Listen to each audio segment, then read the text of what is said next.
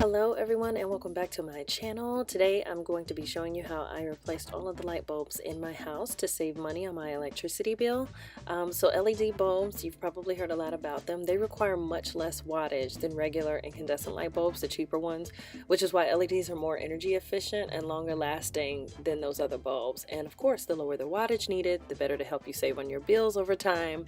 And I think it gives a crisper look. Some people don't like LEDs because it can kind of give a harsh light. I love it because it brightens up the space and brings all of the colors out. LED lights are 80% more efficient than traditional lighting. That's a no-brainer. So the difference between LEDs, the LEDs use 95% of the energy to convert into light, and only 5% of that is heat. Okay, so 95% light, 5% heat, where other bulbs like fluorescent lights use 95% of energy to heat and only 5% into light. So 95% heat, 5% light. LEDs, 95% light, 5% heat. You see the difference?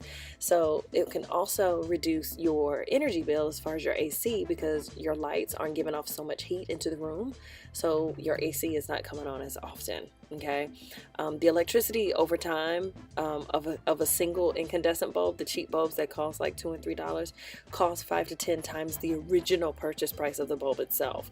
So you're saving, although with your LEDs you're going to spend more money over time, you'll be making that money back in savings, because they use less energy. So these bulbs don't cause heat buildup. As you know, the other bulbs can get very hot. LEDs produce 3.4 BTUs an hour compared to 85 for incandescent bulbs. So the incandescent bulbs can get hot and contribute to heat buildup in a room, and LEDs prevent the heat buildup from happening. And that's what I was talking about. It reduces your air conditioner. So you can see those front lights, those haven't been changed. Those are soft white lights, and the other ones are the daylight. And you can see the difference. It has like a yellow haze on the other ones, and the other ones are crisper and brighter. You can see my cabinets are gray. I love it. It almost looks like a studio space, but I love it. At night, you don't need as many lights to come on because they're so bright. So you also save money there because you don't have a ton of lights on. The other thing, as far as safety, there is no mercury used in manufacturing LEDs, so you have that. The only thing you have to really pay attention to is some LEDs cannot go in enclosed fixtures. So you have to look at the box and make sure also make sure you turn the electricity off before you replace the bulb.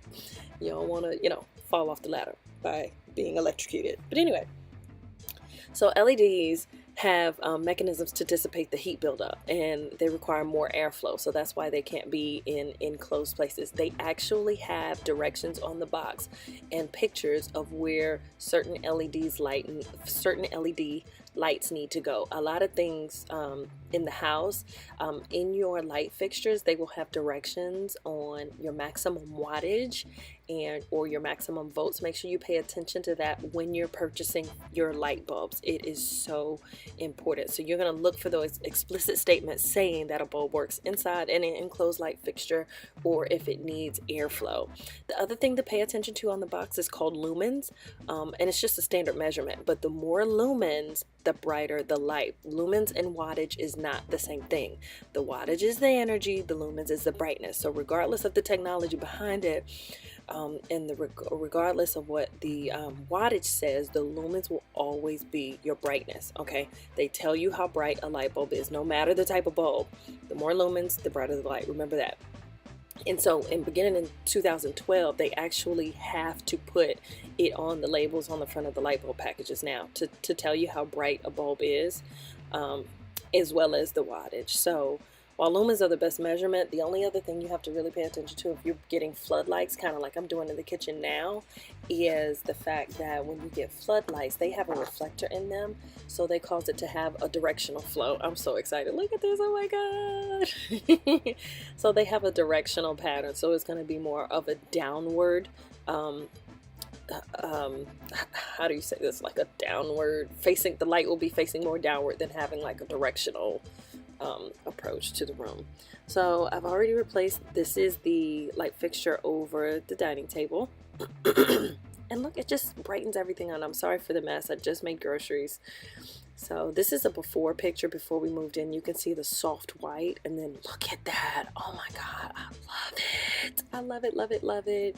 And this is a stroke of the kitchen, and this is at nighttime. So, and you see that daylight, it's not so harsh, not for me. To each his own. Again, this is what I did in my house. But I just love the way it lights up a space. And honestly, I can turn one off and not need the other.